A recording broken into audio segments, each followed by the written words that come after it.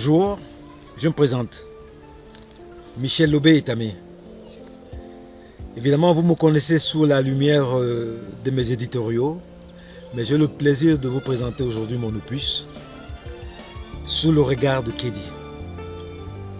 Cette histoire contemporaine, pour moi, est l'aboutissement d'un long travail d'observation, un travail qui m'a permis de vivre une histoire contemporaine pour pouvoir la partager avec vous.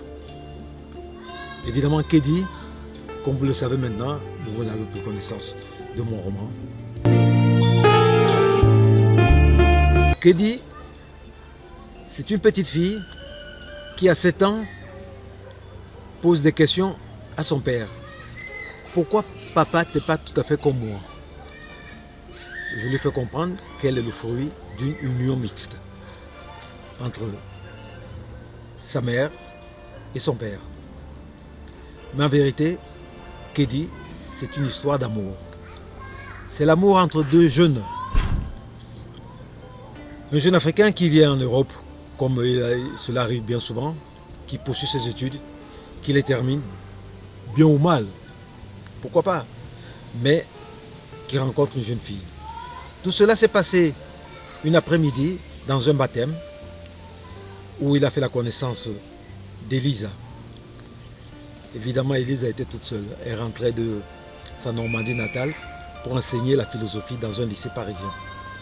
Elle était un peu paumée, tout comme l'homme qu'elle rencontre aujourd'hui, qui lui aussi est un peu paumé par rapport à la vie qu'il menait dans son Afrique et son Cameroun natal. Ces deux gens se font connaissance, ils échangent leurs adresses, ils s'appellent mutuellement, ils sympathisent et après ils réalisent qu'ils peuvent faire une vie commune tous les deux. Et c'est au cours de cette rencontre et de toutes les péripéties qui peuvent suivre qu'ils décident de se marier. Il naîtra une petite fille, Kédi. Vous me poserez la question, d'où vient ce prénom? Mais Elisa a choisi que sa fille ait un prénom africain. Et parmi les prénoms que je connaissais le mieux, j'ai choisi celui de Kédi.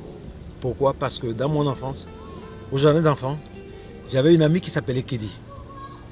Et en souvenir de cette amie, j'ai retenu ce prénom que j'ai bien voulu donner à ma fille.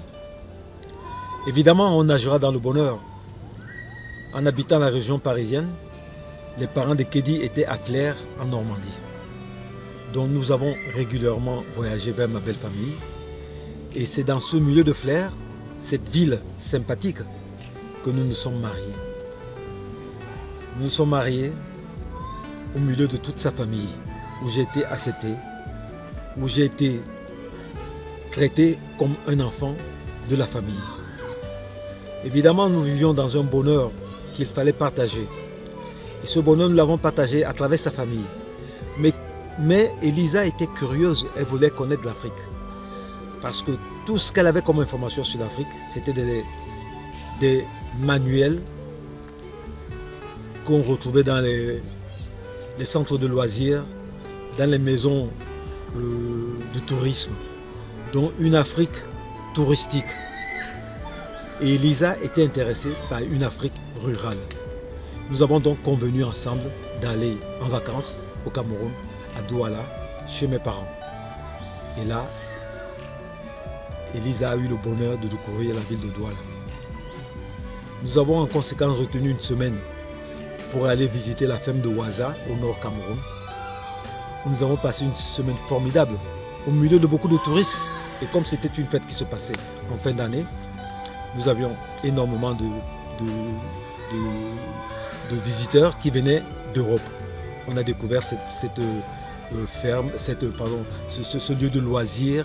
Et au retour, Elisa, qui avait pris soin de filmer tout notre séjour, a eu le plaisir de projeter à ses parents le film qu'elle a fait. Et ceux-ci ont été émerveillés à notre retour à Flers, où Elisa était encore vivante.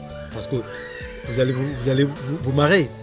On se demandait, Elisa, elle va en Afrique, est-ce qu'elle reviendra? avec les moustiques, avec les lions, avec les éléphants, tous ces animaux qui ne cherchaient qu'à manger la chair fraîche. Non, Élise est revenue, elle était toute heureuse de découvrir cette Afrique dont elle ne connaissait rien et que petit à petit, elle découvrait à travers les romans de Paul Sédar Senghor, de Mongo Betty, de Ferdinand Oyono et de tous ces auteurs tels que Lelongué Pagna Yondor, qui est un parent à moi. Je donne le plaisir de vous faire découvrir Elisa à travers ce roman dont le titre est Sous le regard de Kédi. Vous aurez aussi beaucoup de joie et de bonheur à découvrir Kédi, car cette petite n'arrêtait pas de me poser des questions pour savoir qui elle était réellement. Et ça, c'était un gros souci pour moi. Je crois qu'à travers le discours, à travers le dialogue et la richesse culturelle de sa mère, Elisa, Kédi a appris à être elle-même et à se découvrir.